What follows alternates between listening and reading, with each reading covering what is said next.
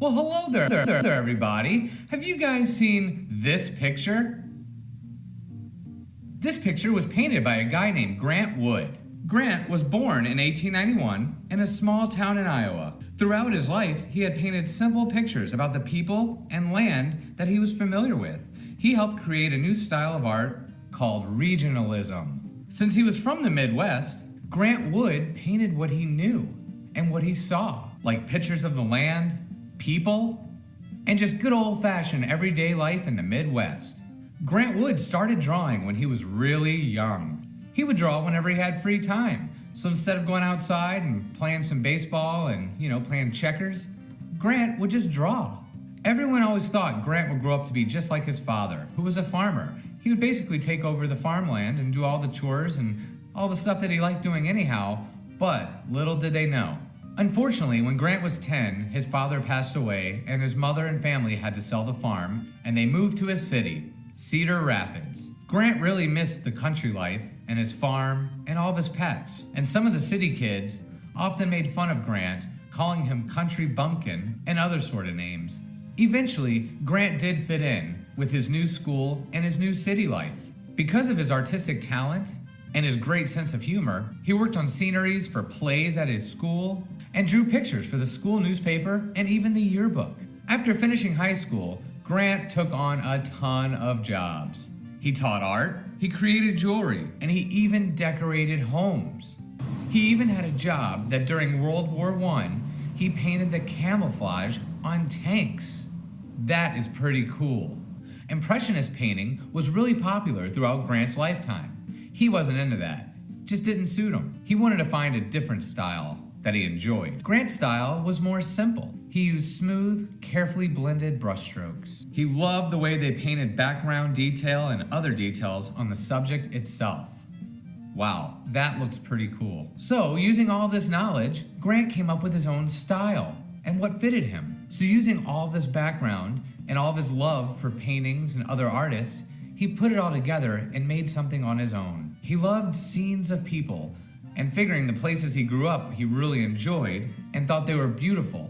And so he decided to paint them. When the idea for American Gothic, as we're talking about today, came to Mr. Wood, he searched for a background for his idea. He found a farmhouse, similar to this one, with an unusual window. And then he started thinking, who would be awesome subjects for my painting?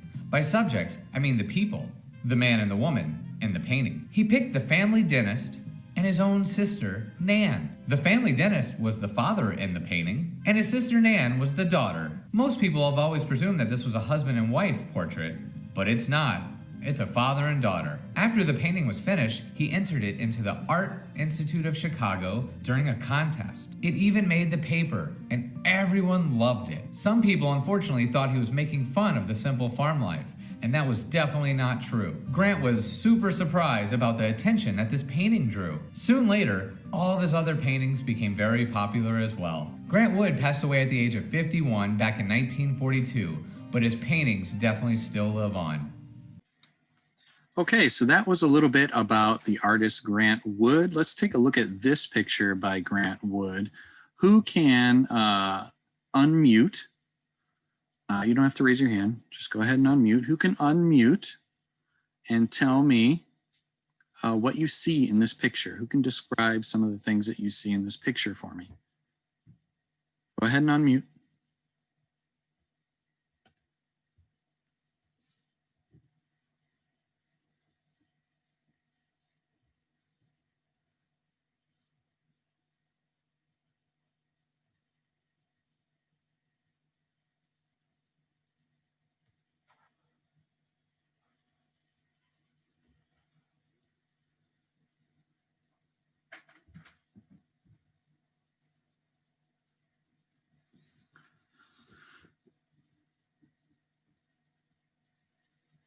Okay, let's take a look at the different parts of this picture.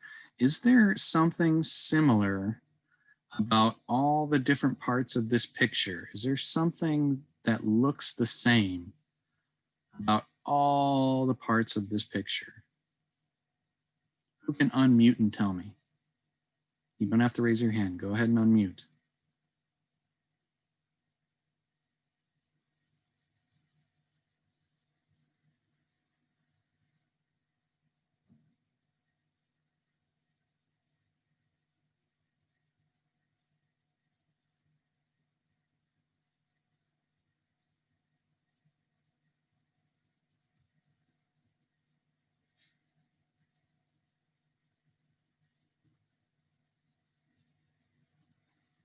Okay. Who can unmute and tell me what do you think this artwork is about? If this was the cover of the book that you were about to read, what would be your prediction for what this story is about? So we're judging this book by its cover. What do you think this story is about? Who can unmute and tell me? You don't have to raise your hand. Go ahead.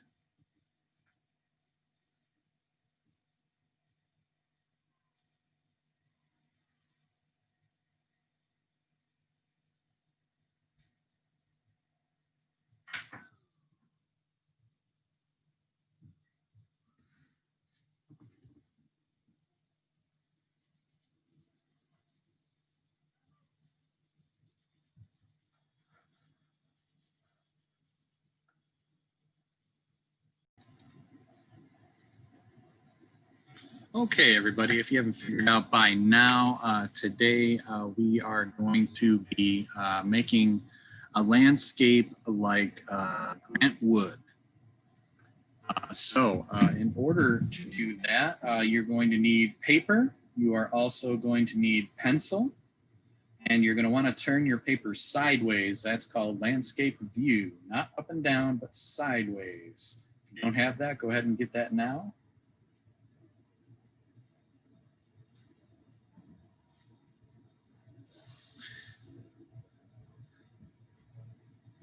So what we are going to be doing is creating a Grant Wood landscape, and that has to do with perspective. Perspective is how things look like they're getting smaller and smaller as they go further away. Background is the part of the picture that is really far away, and that's going to be at the top of our paper. Middle ground is all the stuff in the middle, and the foreground will be all of the designs that we put in the front of our paper, which is at the bottom of our drawing here. And because it's in the front, it will appear larger, just like the things in the background will be smaller. Where is my pencil? There it is.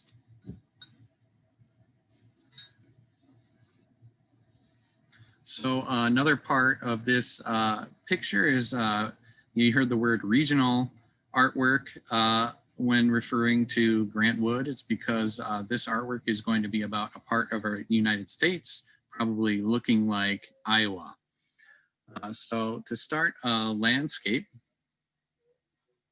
we're going to create a simple landscape. I'm going to grab my pencil here.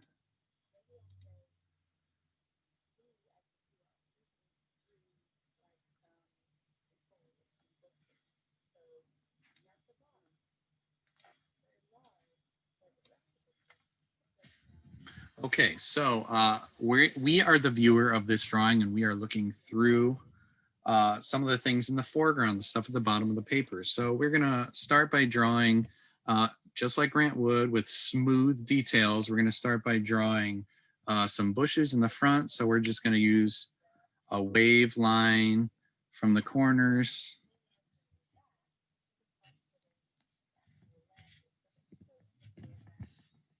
We'll do a little overlap. That's when one thing is in front of the other. That's overlap.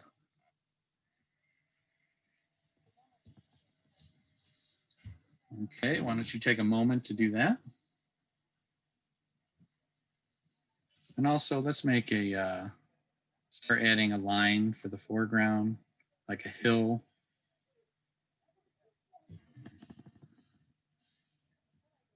And we'll overlap another hill.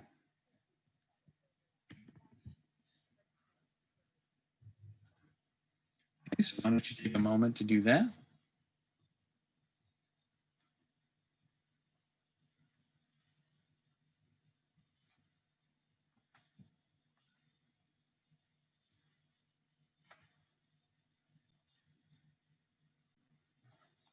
At a moment, I made 40 seconds.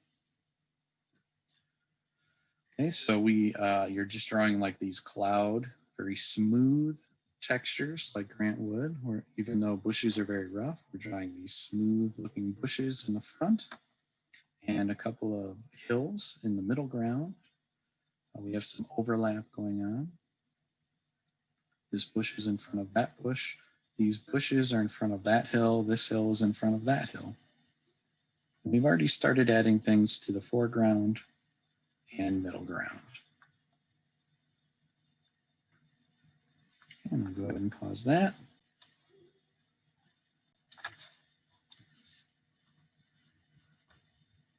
Okay, so we need to start thinking about things before we move to the background. Maybe we want to add something to the middle ground. Maybe something on the hill.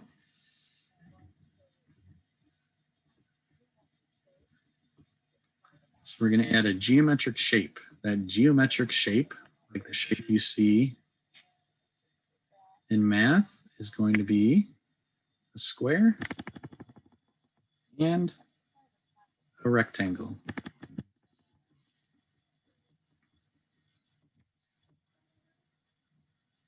Okay, we're going to make this a barn roof.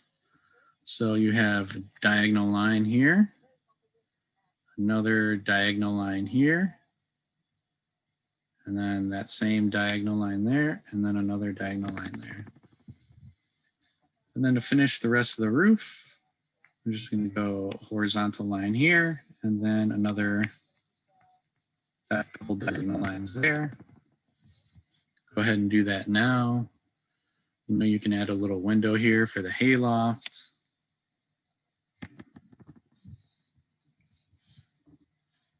Okay, don't forget the barn doors. We'll do another rectangle. Barn doors have like little squares on them for the designs of the door.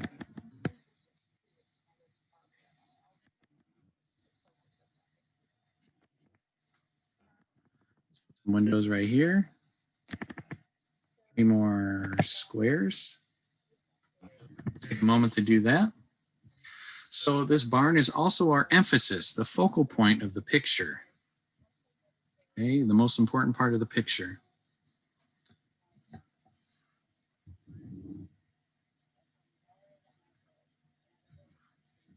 Okay, as you do that, we can start adding some more overlap. To the middle ground, we'll add another hill right here. And maybe another hill that goes behind the barn. Stop here, jump to the other side, keep going. And maybe a little hill back here too. So all of this overlap is helping us create the illusion of space, even though our piece of paper is a flat piece of paper, right? The overlap helps make it look like there's space. Okay. So go ahead and add those hills and maybe details of the barn. And maybe along this back hill, we'll put like some trees that are all kind of blending together. So they just kind of look like a bumpy line. Maybe we'll add a few more details, like a few more bumpy lines. Maybe a couple tree trunks that you can't really see that well. Okay, maybe we'll put some more over here. It's just a bumpy, scribbly line.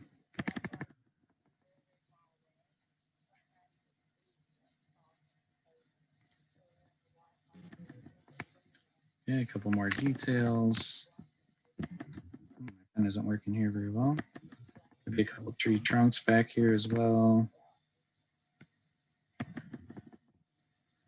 So this is called atmospheric perspective because the things in the front look bigger, and just like these bushes and the trees that are further away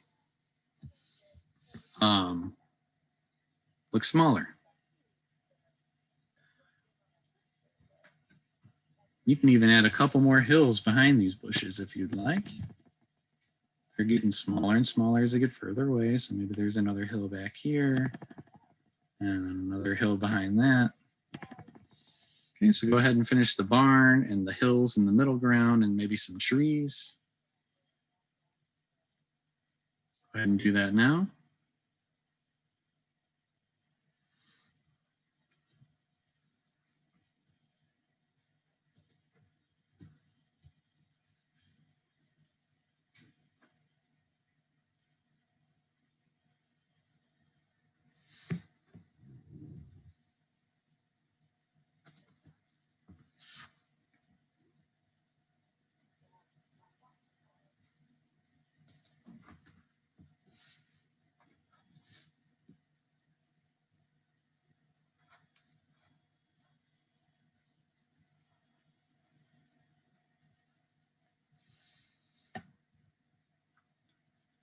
Okay, finish up that middle ground. We're going to start working in the background. But you might have some more room on your paper. I'm running out of room. My foreground and my middle ground are pretty big, but I can still fit some things in there. I think really far away, we are going to add some mountains and some clouds and maybe the sun. So we're actually going to, I'll actually start doing that now. So mountains are just upside down V's, right? And we can draw them with different shape, different sizes. Oh, I don't know what's going on there. Let me try that again.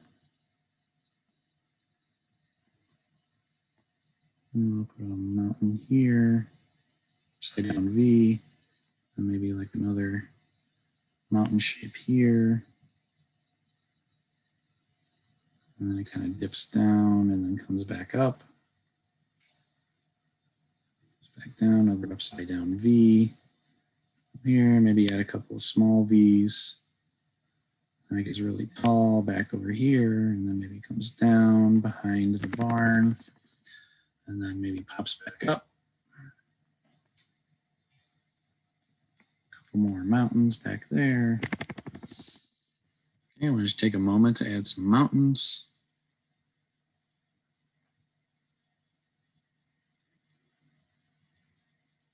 Okay, so far for our Grant Wood style, very smooth detail style landscape, we have large details in the front, which are in the foreground.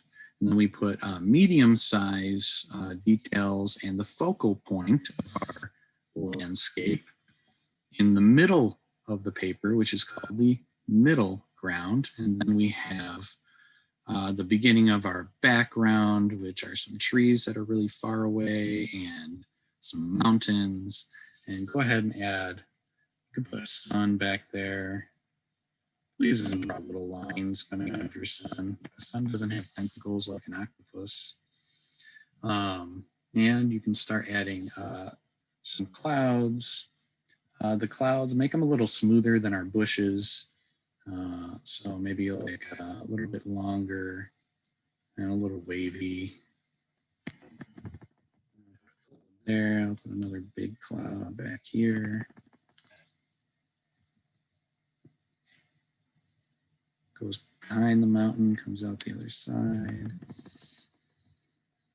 Okay, go ahead and add some clouds to your picture. Clouds, not clowns.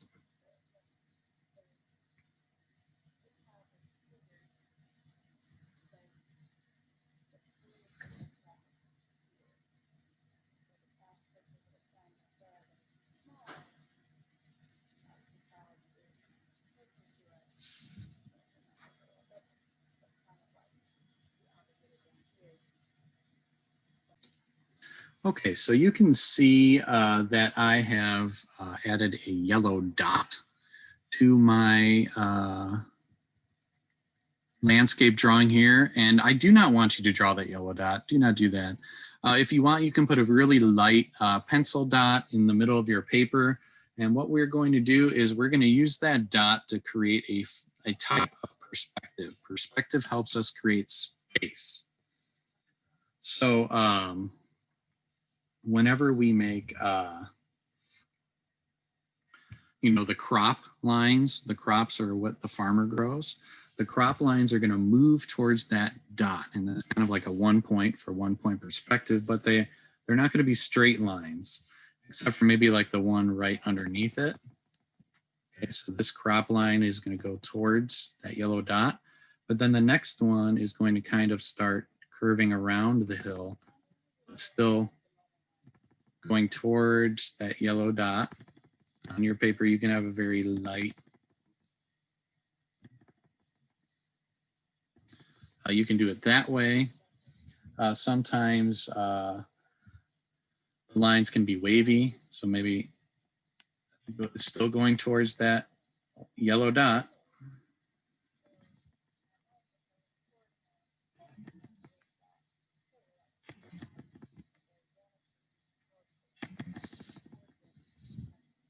Okay.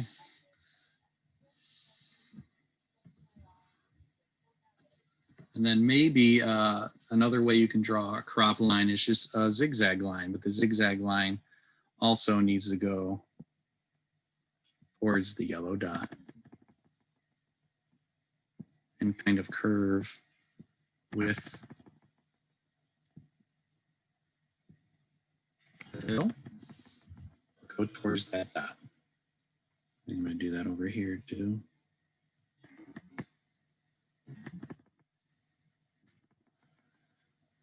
Go back to the curved lines for that hill.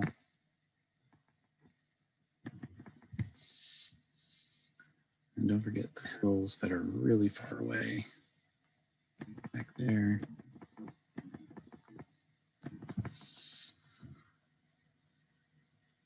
Okay, so why don't you take a few moments to start adding crop lines, going towards a very, very light, if you put a very light dot on the back so that you can erase that dot later because we don't want a dot or that point on our mountain. So go ahead and take a few moments to add your crop lines. Go ahead and do that now. Like I said before, this is all helping create the illusion of space. Space on a piece of paper that has no space. It is flat.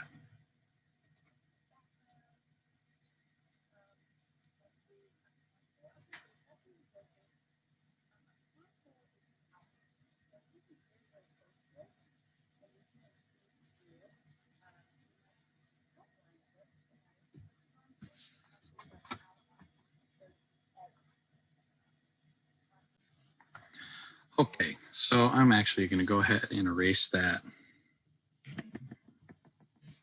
yellow dot. I don't need that anymore. Go back to the pencil.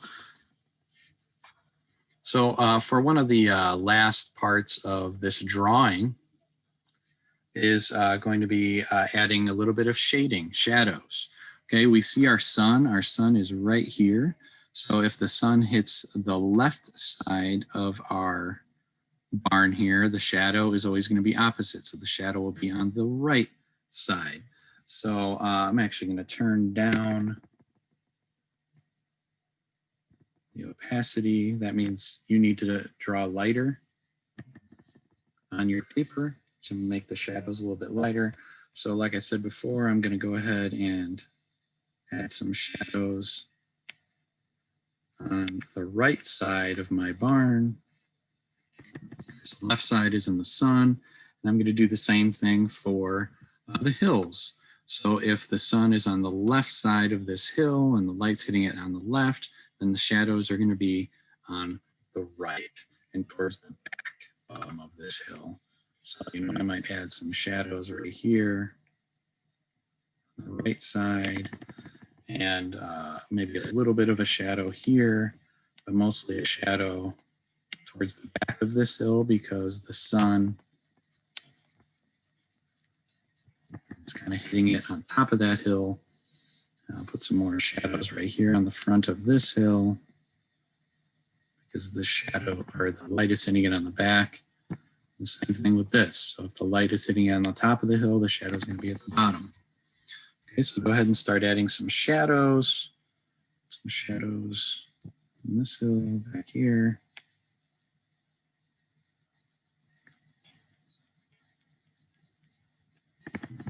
Okay, even way down here. You know, only the top of this hill in the front is going to be in light.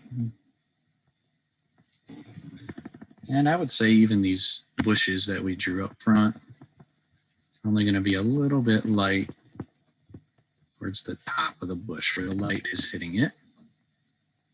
It's not hitting the front of that bush. It's only hitting the back of the bush. So I'm going to leave the top of my bushes. A little bit lighter. Let's see, these trees back here will probably have some shadows towards the front because of, once again, the light is in the back. Same with, oh my gosh, I clicked the wrong button. Oh, it's difficult to draw on this. Okay, so I wanted to start adding some shadows to this mountain over here on the left because the sun is on the right, and opposite on these on the right. So the mountains on the right will have shadows on the right because the sun is on the left.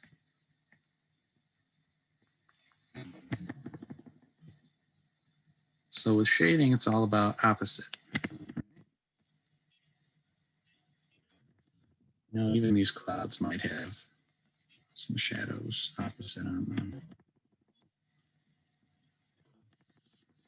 Okay, so go ahead and add some shadows to your artwork. Go ahead and do that now.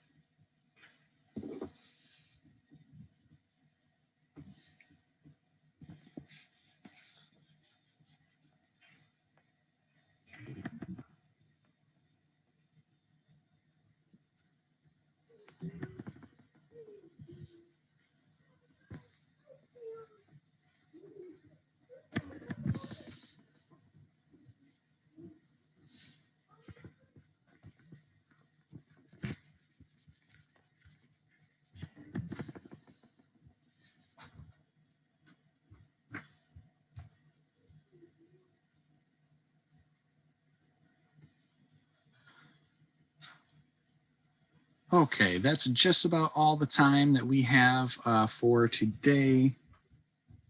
If you want to, over the next week, start adding some color to this project. You can, if you have colored pencils, that would probably work best, but not necessary.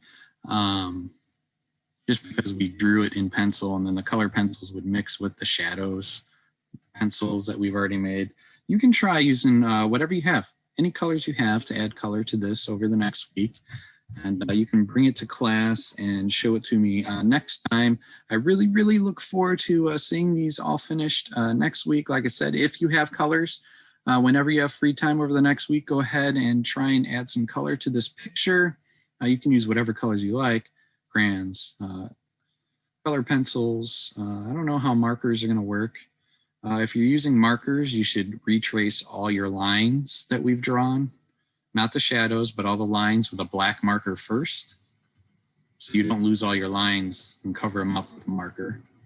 I don't know. If you have oil pastels, you can use that. You can try using watercolors. That might be cool. It's up to you.